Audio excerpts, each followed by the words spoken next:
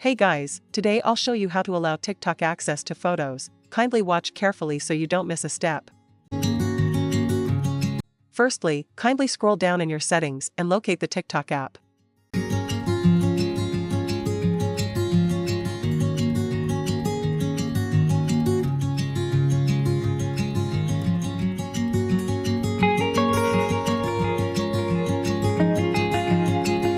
Now select all photos.